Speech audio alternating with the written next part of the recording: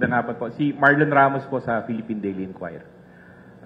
Yesterday, sir, China has announced the arrest of 3 Filipinos for alleged espionage activities sa mainland. What do you make of that arrest and announcement by the Chinese government? I mean, is it believable? Kasi this happened after na may mga na-arresto din ng Philippine authorities ng mga alleged Chinese spies. Congressman Tulfo. Senator Ping. Fortunate, at the time when China expanded the definition and coverage of their espionage law, no? Kasi I think this was in December or April of 2022. Medyo mabigat kasi life imprisonment hanggang execution, depende sa gravity ng offense, no? In-expand nila, hindi lang national security yung coverage, pati national interest. And ang definition, parang, alam mo, yung kasalanan na mag-rely on spying organizations, mapa-commercial ito, mapa sa national security, and their agents. No, yun ang bagong definition. Plus yung unauthorized pag-obtain ng mga classified information. So, in-expand nila yung coverage. Medyo, sabi nga ang definition nga ng ilang national security officials sa US, naging mas vague pa.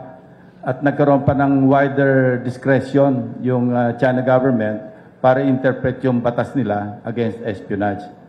Now, kung mag-speculate tayo na parang, gante, I don't think it is up for us to speculate kasi hindi natin alam yung issues. Kulang pa tayo sa information di ba? So, ang magagawa lang ng Philippine government, as we usually do or always do, is to send whatever legal assistance and whatever assistance we can give to the 3 Filipinos na I suppose right now are under detention. At hindi natin alam kung anong extent o gravity ng kanilang espionage activities na sinacharge sa kanila. Sabi ko nga, dahil masyadong mataas na yung penalty, imagine from life imprisonment hanggang execution. No? God forbid. Thank you. Thank you. Any more answers? Yes, Congressman Erwin. Yesterday, I was going around. May mga kausap ko ako mga kabayan natin. Kumain ako sa karinderya. Tapos, kausap ko yung barbero ko yesterday. Common sabi nila, yung explanation, gumaganti lang ho yan China dahil may mga hinuli po tayo ng mga Chinese nationals ng mga nakaraang buwan, ilan na po yung nahuhuli natin. Itong mga ito, gumaganti lang po siguro. Gusto lang tayong turuan ng leksyon.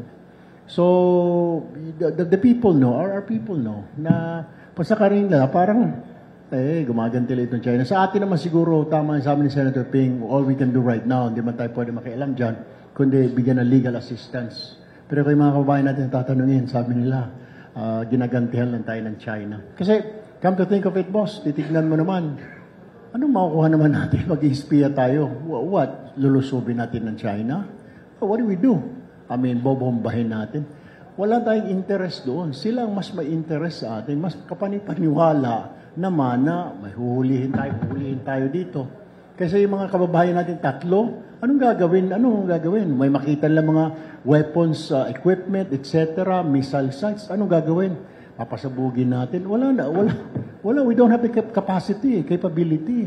Dahil hindi tayo big army. We are very, very small and weak army in all of Southeast Asia.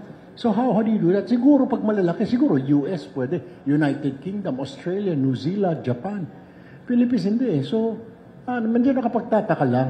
Pero kayo mga kababayan nga nagsabi natin, yung dalawa, gumaganti lang po yan siguro, sir. Sana mapakawalan nila yung kababayan natin. Salamat po.